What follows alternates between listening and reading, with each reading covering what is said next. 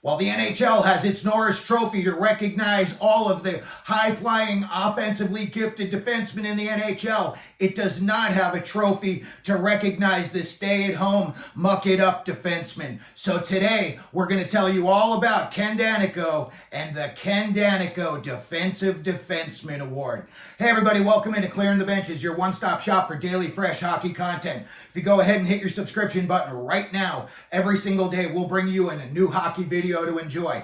Well, the NHL just put out its 3 finalists for the Norris Trophy, and as deserving as those guys all are, they are very offensively gifted. Looking at some of the plus minuses, especially Quinn Hughes, he's definitely taking care of business in his own end. But I don't think it really recognizes the stay-at-home defenseman, the defenseman that no forward wants to play against in the NHL. And I think there's several of them. So today we're going to tell you all about Ken Daneyko and why he should have a trophy named after him. So Ken Daneyko was 6'1", 215. He won 3 Stanley Cups with the New Jersey Devils. He is known as Mr. Devil. He played every single game in his 20-year career with the Devils. They won the Cup in 95, 2000, and again 2003, and he was a very big part in those Cup wins. He played 1,283 games in his 20-year career. He only scored 36 goals. He once had a 255 regular season game goal drought, longest I think in NHL history. That's almost 3 years of not scoring a goal during the regular season, and guess what? No one of the Devils cared. He had 142 assists to go along with those 36 goals for a total of 178 points, and he was also a plus 78 in his career. He had 2,516 penalty minutes. That's good for 22nd all-time in NHL history. He fought everybody. Domi, anybody that came his way. He fought all the guys on the Rangers. He fought all the guys on the Islanders. Those are big, nasty rivalries. And again, when Daneyko played, there was an emphasis on having big, mean, nasty defensemen. And these were guys that would catch you with your head down in center ice, and they would send you off on a stretcher, and no one cared. It's just how it was back then. A lot more headshots, a lot more violence. And let me tell you, Ken Daneyko was right in the middle of it. You look up some big Devils fights in the past, and Daneyko, guys like Scott Stevens, Mike Peluso, Mike Rupp, they're all right in the middle of it. So Ken Daneyko was a very rough and tumble guy, and nobody wanted to play against him. He didn't care if you were a superstar or if you were a rookie. He treated you the same if you were on the other team. When I look at Daneyko, he had 117 fighting majors, and his number 3 is retired in the New Jersey Devils rafters. When I look at some of the guys who personify Ken Daneyko's name in today's game, I came up with a list, and there are several guys that are very Ken Daneyko-esque. And, you know, you can watch Daneyko. He's on the NHL Network a lot. He's all over MSG.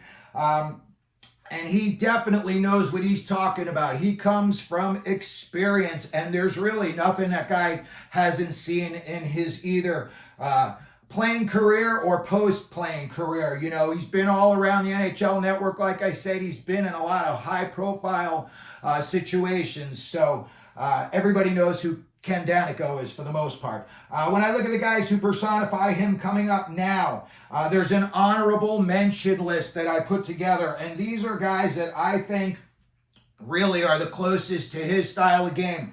And you know, something that I look at that's very important is like plus minus, hits, penalty minutes. That tells me how engaged you are, how willing you are to do whatever it takes to win, even if it means breaking the law. So when I look at this year's list of honorable mentions, Victor Hedman's on that list. He came in at a plus 18. He had 65 hits. He's a big smothering guy, and he's also not afraid to get dirty. He had 76 penalty minutes.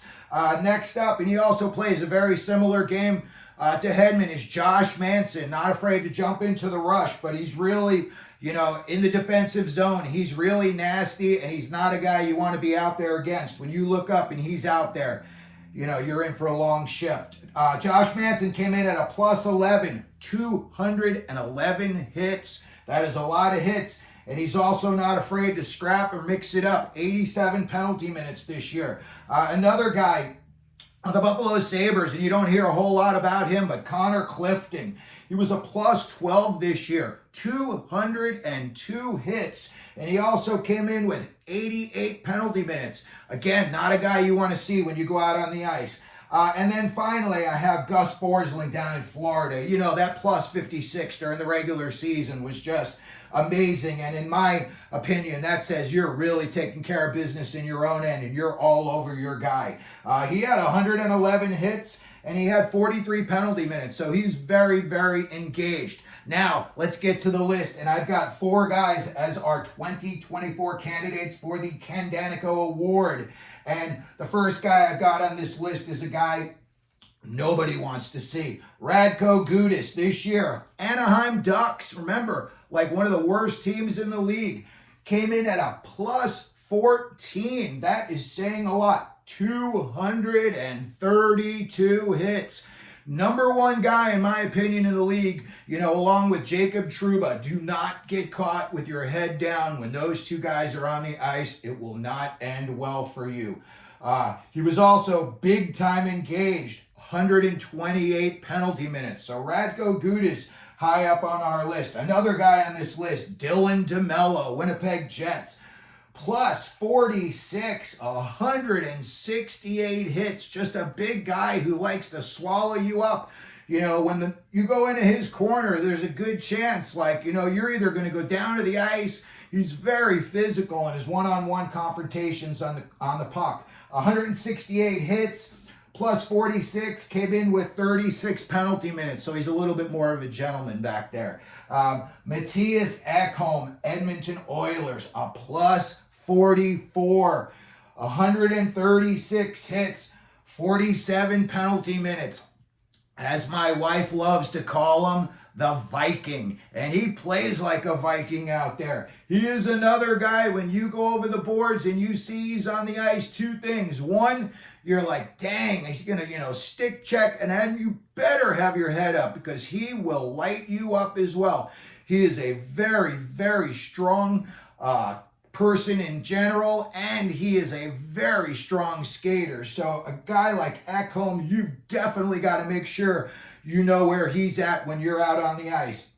And then finally, I have Brendan Dillon. Dillon's another big boy, and he's another guy. When you come over the boards, you're going to pay attention to where he's out on the ice. Came in at a plus 20 this year. 242 hits. That's 3 hits a game. And he came in at 92 penalty minutes. So that's a list of guys that I think, other NHL players look, and when they see this guy in the ice, they know it's going to be a rough shift. And, maybe they want to, short shift a little bit, try to get a better matchup on their next shift.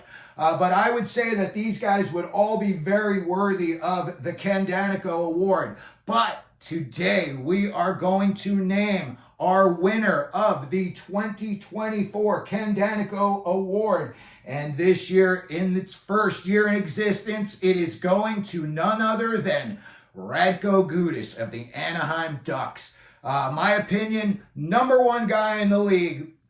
And when he's out there, I always say, let him know you're out there. Everybody knows when Radko Gudas is out there. That should be his saying. I should be paying him to say that. Gudas is a guy that when he's on the ice, you have to take notice. He's nasty. He's going to give you a little bit of a cross check. He's definitely going to light you up if you have your head down. Around the net, he's going to try to keep you as far away from the blue paint as possible, and he'll do whatever it takes. The guy blocks a lot of shots. He is not afraid of confrontation. And in my opinion, he would be the #1 defensive defenseman in the NHL, and thus worthy of the first ever Ken Daneyko Award.